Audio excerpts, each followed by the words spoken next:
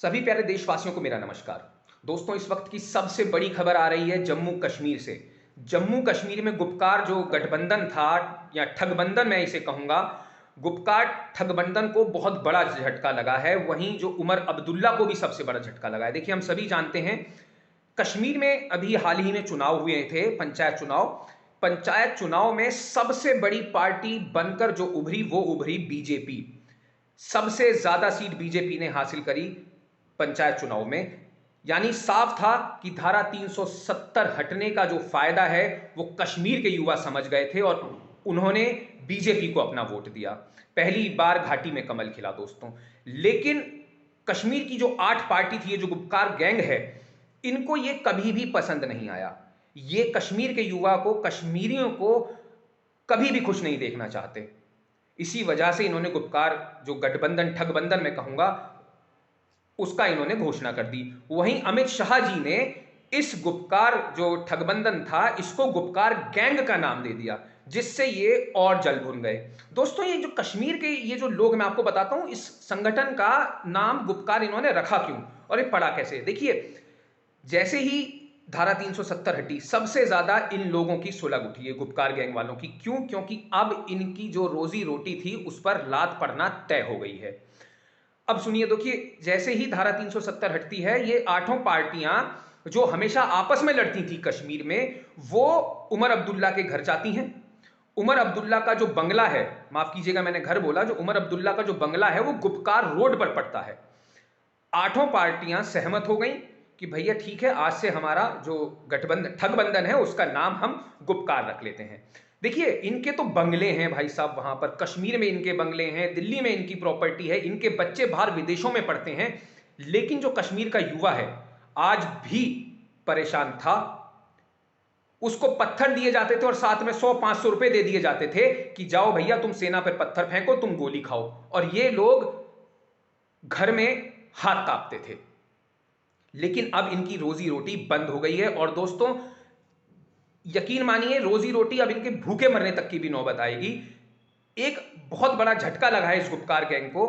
सबसे बड़ा झटका मैं कहूंगा ये उमर अब्दुल्ला को लगा है। देखिए, आईएएस अफसर शाह फैजल ने, हम सभी जानते हैं, उन्होंने अपनी नौकरी से इस्तीफा दे दिया था। केंद्र सरकार से नाराज थे ये शाह फैजल, और जैसे ही इन्होंने इस्तीफा दिया तो उमर अब्दुल्ला सबसे पहले भागे भागे भागे भागे इनके पास जाते हैं और इनको अपनी पार्टी में ज्वाइन करने का ऑफर दे देते हैं। लेकिन अब सुनिए दोस्तों, बहुत ध्यान से सुनिएगा। कुछ समय पहले तक लिबरलों का मसीहा माना जाता था इस कश्मीरी राजनीतिज्ञ को और ये जो पूर्व आईएएस अफसर शाह फैजल को। अब एकाएक अचानक से ये मोदी की भक्ति करने में जुट गए हैं। ऐसा क्या है कि भाई साहब ये मोदी की भक्ति कर रहे हैं और मोदी सरकार की ये जितनी तारीफ कर रहे हैं, उसे देख तो अब बड़े से बड़ा मोदी भक्त भी शर्मा गया है। जब से उन्होंने अनुच्छेद 370 के निरस्त होने के बाद से राजनीति छोड़ी, तब से वे मोदी सरकार के कुछ ज्यादा ही मुरीद हो चुके हैं। और जैसे ही ये मोदी सरकार के अब मुरीद हुए हैं, तब से जो गुपकार गैंग है, जो उमर अब्दुल्ला हैं, उनकी और ज्यादा झुलस गई है और ज्यादा जलने लग गई है दोस्तों। अब सुनिए, 2018 में शाह फैजल ने भारत को कठुआ कांड के पीछे रेपिस्तान का नाम देने से ये पीछे नहीं हट रहे थे। आज वही भारत को जगत गुरु का दर्जा दे रहे हैं। भारत में टीकाकरण अभियान पर उनके ट्वीट के अनुसार यह सिर्फ एक टीकाकरण अभियान नहीं है, यह सुशासन है, मानव पूंजी का सृजन है, राष्ट्र निर्माण है और जगत गुरु के तौर पर भारत का वैश्विक नेतृत्व में पूरा ये एंट्री है। ये कहते हैं शाह फैजल जी, मोदी के कसीदे करते हैं। अब ऐसा क्या हो गया कि भाई साहब एकदम से ये लिबरल गैंग छोड़कर ये मोदी जी की तारीफ करते हैं? ऐसा क्यों है दोस्तों? ऐसा क्या कर दिया मोदी जी ने? अब सुनिए इसके पीछे की कहानी। देखिए, उमर अब्दुल्ला की राजनीति तो अब खत्म है। जितनी भी वो 8 पार्टी थी गुपकार गैंग, वो तो खत्म है ही है। अब सुनिए शाह फैजल ने ऐसा क्यों कहा। देखिए, कभी भाजपा को जमकर कोसने वाले शाह फैजल आजकल पीएम मोदी और अन्य नेताओं के ट्वीट को रीट्वीट भी कर रहे हैं, खासकर वो जो टीकाकरण से जुड़े हुए हैं। लेकिन इसके पीछे की जो खास वजह है वो है, दरअसल शाह फैसल ने 2018 में अपना जो इस्तीफा दिया था, त्यागपत्र दिया था, वो अभी तक स्वीकार नहीं किया गया है। ऐसे में कयास लगाए जा रहे हैं कि एक बार फिर से प्रशासन की नजरों में अपनी खोई हुई इज्जत शाह फैसल वापस आना चाहते हैं, और वो ये भी शायद चाहते हैं कि उनका इस्तीफा नामंजूर हो जाए और वो दोबारा से नौकरी ज्वाइन कर ले।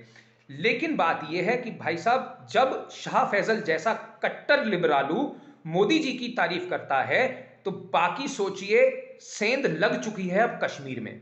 अब जब भी कश्मीर में चुनाव होगा तो रिजल्ट यकीन मानिए जीत भाजपा की ही होगी। गुपकार गैंग तो अब पूरी तरीके से खत्म हो गया। एक तो ये नाम भी ऐसा लगता है गुपकार, जैसे मतलब गंदा गंदा लगता है गुपकार। मैं वो शब्द बोलना नहीं चाह रहा, आप कमेंट बॉक्स में लिख सकते हैं गुपकार का मतलब, या आपको गुपकार कैसा लगता है। अब सुनिए, ये वही शाह फैसल थे जिन्होंने कसम खाई थी कि वह तब तक ईद नहीं मनाएंगे जब तक वे कश्मीरियों के अपमान का बदला नहीं ले लेते।